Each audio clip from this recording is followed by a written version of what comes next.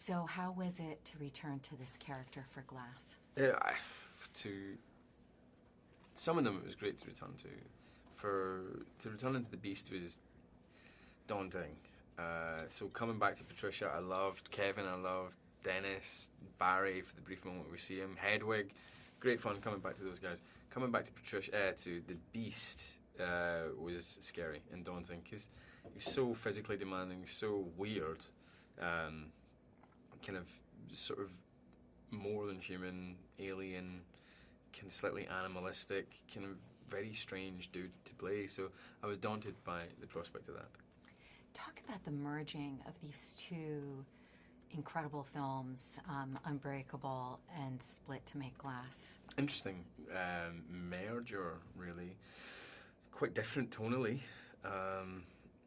A lot more humour in Split than in Unbreakable. A lot more tension, maybe not tension, but a lot more, I don't know, kind of sobriety and tension in Unbreakable, where there was a sort of almost horror comedy thing going on in Split at times, and then mashing those two together is a tricky thing, but he's a good writer. But for me, the coming together of that, and it's not just that, but it's also like Knight taking himself from 19 years ago and the kind of director he was then to where he is now, and the kind of steps he takes in characterization that he wouldn't have taken back then. It's quite interesting to basically mash those two directors together as well. So it's got a lot in it, for sure. Talk about just how it turns the hero genre, just really turns it around. And I think it's doing, in the same way that before the superhero thing became so prevalent, it was always there. It was there before Unbreakable, of course, but before it became so ubiquitous, he was deconstructing it. So before it was even constructed, he was deconstructing it, if you like.